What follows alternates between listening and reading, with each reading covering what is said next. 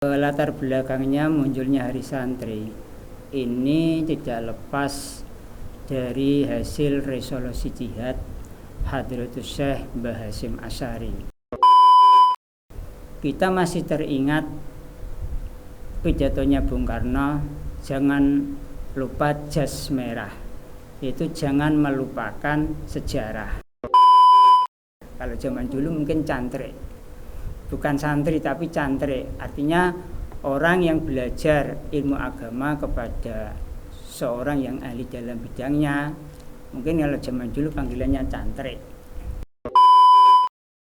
Kita sebagai generasi penerus seorang santri, kita akan mengetahui tentang sejarah zaman dahulu, yaitu mungkin termasuk salah satu diperingatinya Hari Santri itu.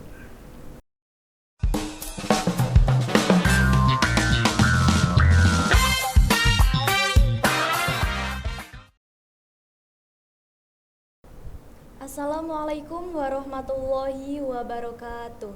Berjumpa lagi dengan kita di podcast Mahida Studio. Pada kesempatan podcast kali ini, saya akan memperkenalkan diri terlebih dahulu. Perkenalkan, nama saya Naziha Rafaifa Ashila dari kelas 10B. Dan saya Lintang Yulia Putri dari kelas 10B. Nah, topik pembahasan kali ini yaitu tentang Hari Santri yang bertepatan pada tanggal 22 Oktober. Dan kita juga mendatangkan seorang narasumber yang tentunya ahli di bidangnya. Dan ini dia narasumber kita. Assalamualaikum Pak. Waalaikumsalam warahmatullahi wabarakatuh. Gimana Pak kabarnya? Alhamdulillah baik semuanya.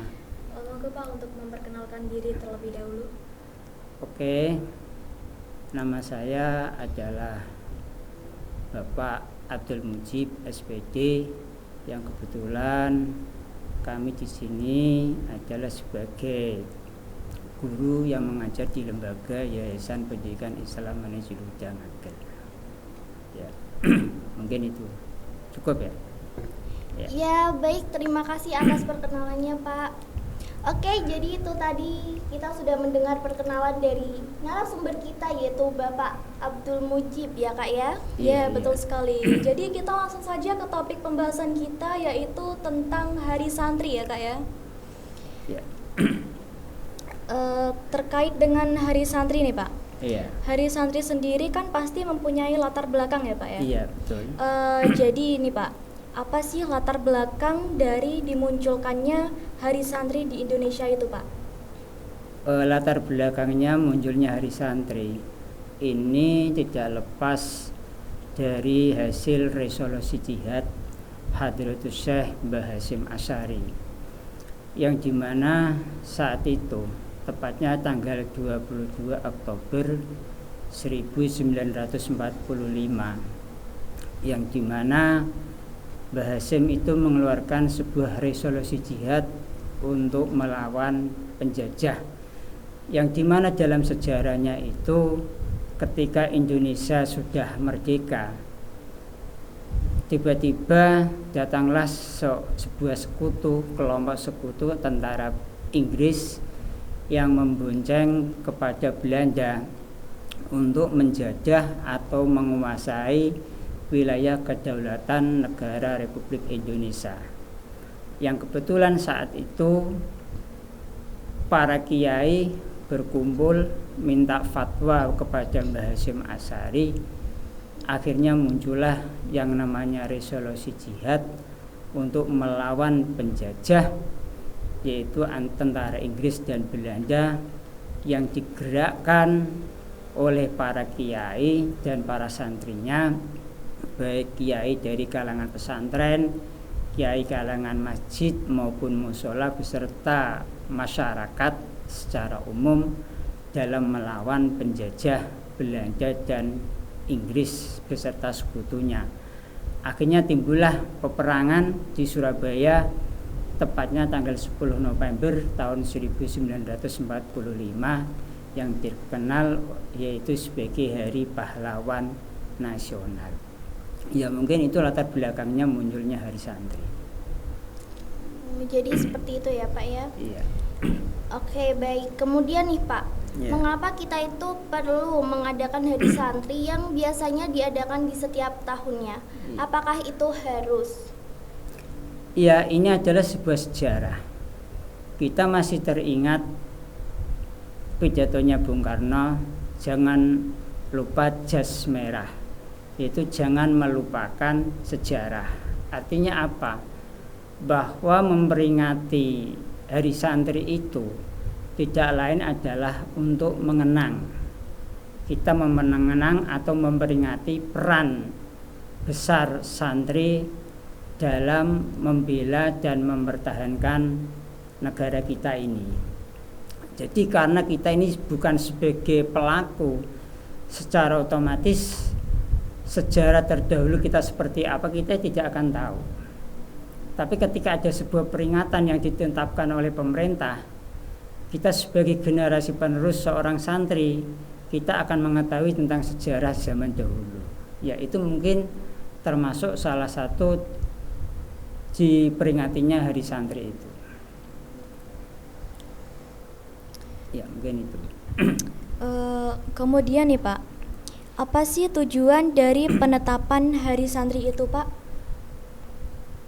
Kalau tujuannya adalah kita untuk mengenang atau meneladani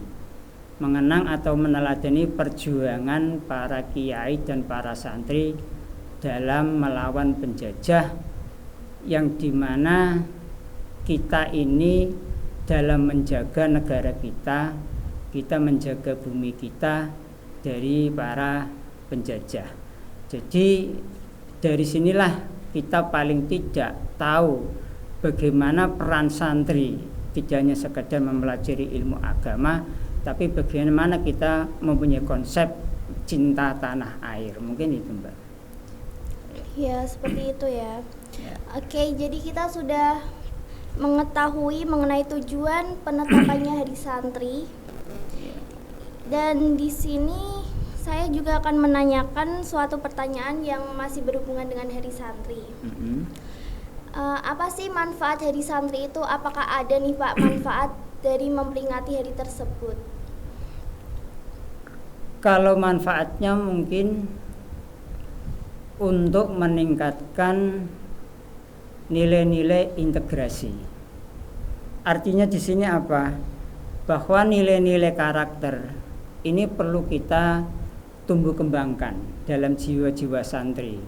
Baik itu nanti karakter religiusnya, karakter nasionalisnya, karakter mandirinya, maupun karakter integrasinya. Mungkin di sini adalah tujuannya adalah manfaatnya untuk menumbuhkan biar kita itu benar-benar nasionalis kita ini sangat mendarah daging dalam tubuh kita. Ya, mungkin salah satunya itu. Jadi selanjutnya nih Pak, acara apa yang biasanya dilaksanakan pada hari santri itu Pak? Kalau acara-acaranya mungkin kita berbeda-beda ya. Dari setiap lembaga pendidikan maupun mungkin dari lembaga pendidikan pesantren maupun lembaga pendidikan sekolah dan lain sebagainya. Kalau acara-acaranya mungkin yang paling banyak kita lihat itu biasanya ada acara apel atau mungkin acara festival atau mungkin acara-acara lomba maupun acara-acara yang lain, atau mungkin nobar tentang masalah perjuangan hari santri yang sekarang itu kan banyak difilmkan itu. Ya mungkin kalau setiap acaranya mungkin kita beda-beda, tapi tujuannya adalah bagaimana kita membangun semangat sebagai seorang santri dalam mencintai tanah air. Mungkin itu. Oh, jadi banyak sekali ya acara-acara yang diadakan pada hari santri itu. Iya, betul. Nah, selanjutnya nih Pak. Kita sebagai santri mungkin belum terlalu paham dan perlu penjelasan yang lebih gamblang lagi mengenai apa sih yang disebut santri itu. Karena ya mungkin baik secara khusus atau pandangan yang lebih luas lagi menurut Bapak sendiri, ya bisa dijelaskan secara detail lagi. Santri itu adalah orang yang mempelajari tentang ilmu agama dengan sungguh-sungguh kepada seorang kiai. Lah, otomatis dalam mempelajari ilmu-ilmu agama ini secara tidak langsung santri itu akan mengalami paling tidak 3 identitas. Yang pertama adalah identitas keagamaan. Artinya apa? Bahwa santri di situ selain dia itu belajar, akan tetapi juga mengamalkan ajaran-ajaran agama itu sendiri. Yang kedua, identitas pendidikan. Artinya di sini bahwa proses pendidikan dalam diri santri yang melibatkan keilmuan pengetahuan atau ilmu pengetahuan. Di situ mungkin dia akan mempelajari ilmu-ilmu seperti ilmu fikih atau ilmu akidah atau ilmu-ilmu yang lain. Jadi di sini memang ada proses pendidikannya. Selain itu juga ada identitas sosialnya. Artinya apa di sini? Bahwa seorang santri pasti akan berkumpul berkomunitas dengan orang yang lain. Jadi di sini perlu diterapkan apa yang namanya nilai-nilai toleransi.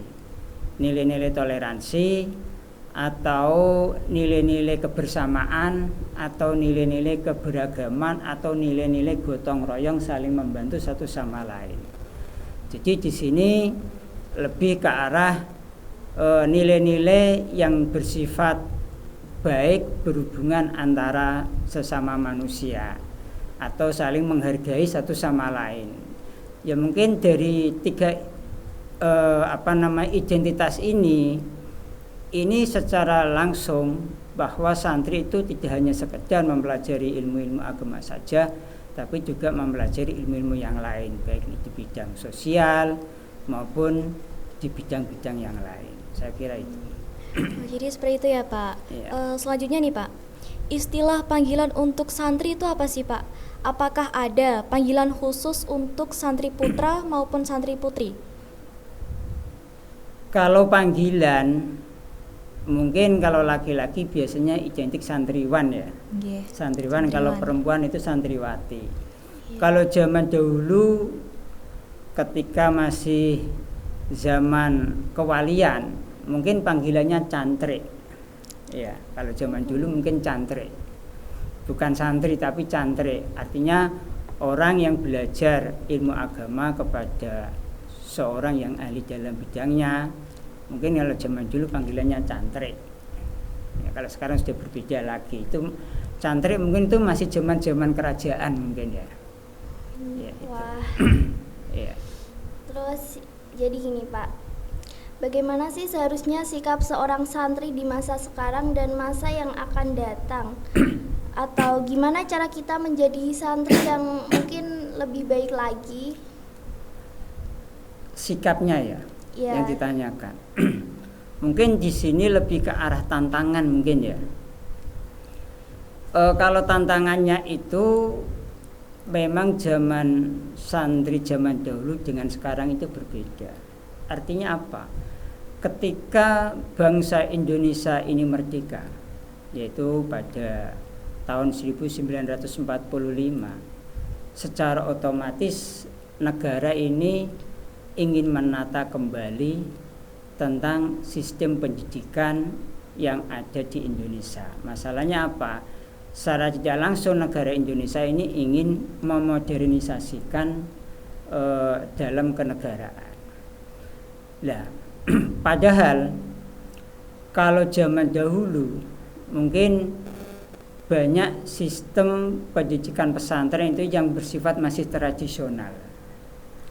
Masih tradisional sehingga banyak orang yang mungkin menyaksikan atau meragukan tentang peran pesantren yang akan datang. Nah, karena apa? Karena sistem pendidikan di Indonesia otomatis akan berubah, terutama ketika pada zaman Orde Baru, yang dimana sistem pendidikannya itu adalah dengan cara sentralistik atau terpusat. yang dimana di dalamnya itu adalah menggunakan administrasi birokrasi. Secara otomatis pendidikan harus mengikuti negara itu sendiri. Ini tantangannya. Lah, padahal pesantren mungkin zaman saat itu masih menggunakan sistem tradisional, sehingga banyak pengamat-pengamat yang mengatakan bahwa pesantren itu lambat laun pasti akan ditinggalkan oleh masyarakat itu sendiri. Karena apa? Karena dianggap mungkin dari sisi outputnya yang tidak menyesuaikan dengan modernisasi negara, atau mungkin dari sisi kualitasnya, atau mungkin dari sisi life skillnya. Kenapa kok bisa diragukan? Karena negara saat itu bahwa pendidikan itu adalah sebagai alat bantu untuk menumbuhkan ekonomi bangsa. Padahal mungkin kita di pesantren masih zaidun, yang lainnya sudah tentang masalah ekonomi dan lain sebagainya. Akan tetapi tantangan-tantangan itu ternyata terjawab oleh sebuah pesantren. Artinya apa? Pesantren pun juga akan berbenah diri mengikuti perkembangan zaman yang ada, sehingga kemungkinan ramalan-ramalan yang dianggap bahwa pesantren itu akan ditinggalkan oleh masyarakat ternyata tidak benar. Pesantren malah semakin berkembang dan semakin berkembang. Ada dengan cara sistem pesantren modern, ada yang masih mempertahankan pesantren yang tradisional, atau mungkin ada lagi pesantren yang tengah-tengah, tradisional ya oke, modern juga oke, sifatnya konservatif. Jadi tantangan zaman dahulu mungkin seperti itu. Kalau tantangannya sekarang, bahwa pesantren itu saat ini memang harus mau mengikuti perkembangan zaman yang ada, terutama seorang santri. Kalau santri sekarang mungkin tantangannya adalah adaptasi sebuah tradisi peraturan di dalam pesantren. Ketika kita berbeda, otomatis kan dengan masyarakat luar, otomatis kan berbeda dari sistem tradisinya atau peraturannya. Itu mungkin mau tidak mau kita harus adaptasi.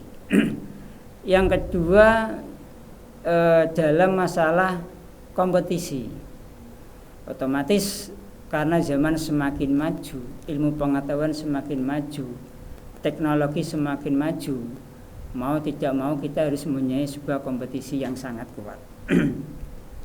Yang ketiga, kita paling tidak bisa memaksimalkan potensi yang kita punya.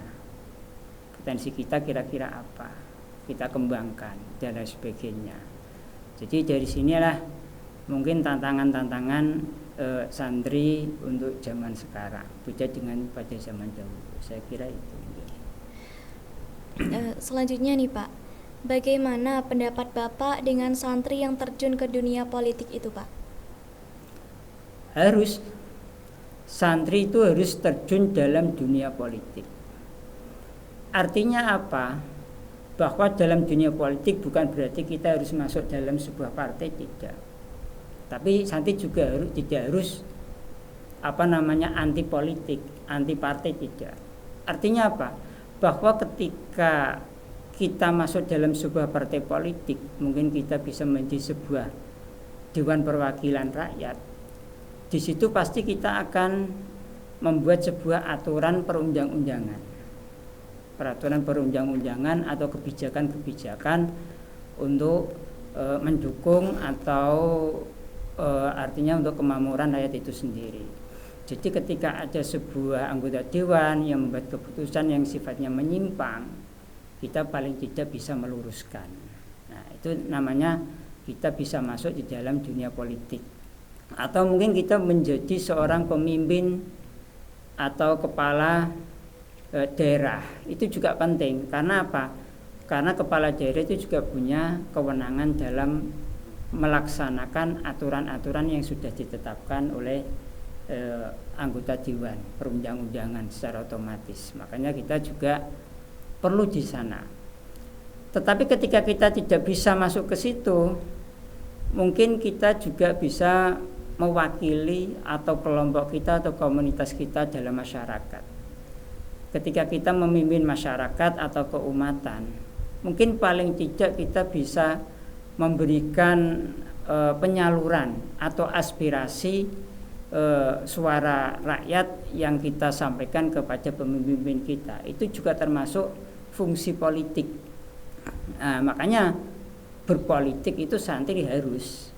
Tapi semuanya politik kok tidak harus masuk di dalam sebuah partai atau menjadi seorang pemimpin rakyat.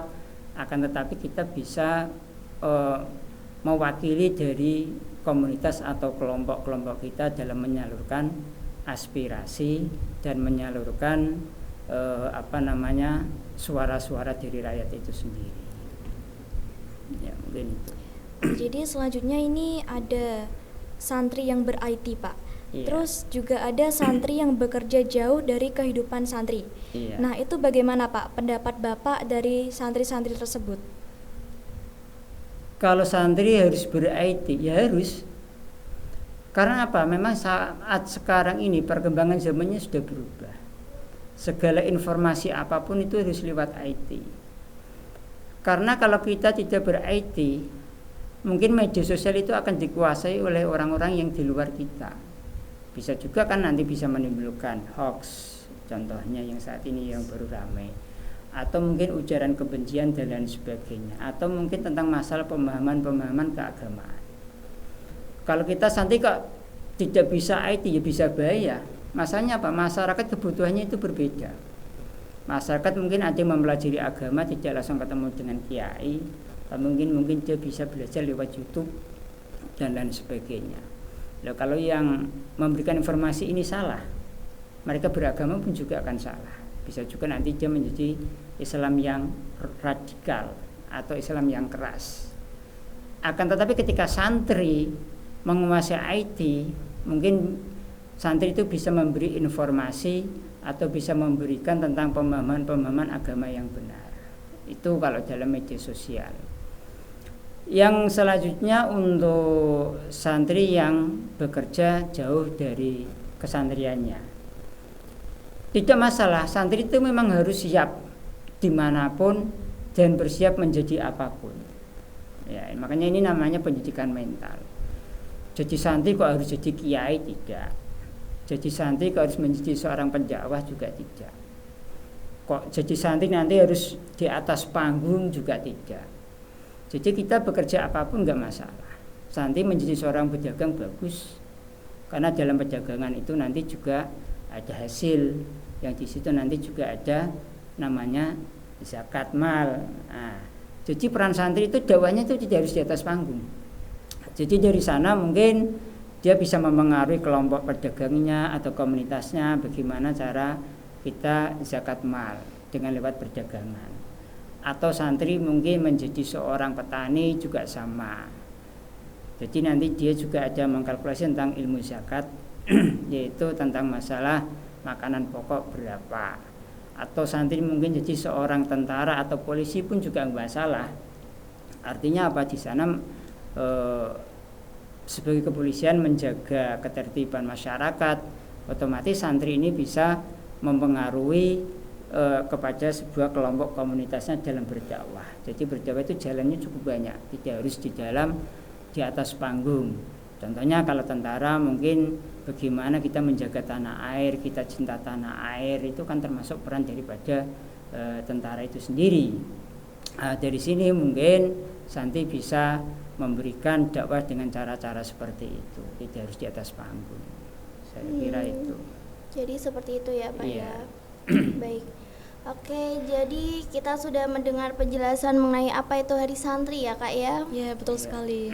Dan sekarang mungkin adakah harapan atau saran-saran untuk santriwan santriwati ke depannya nih Pak?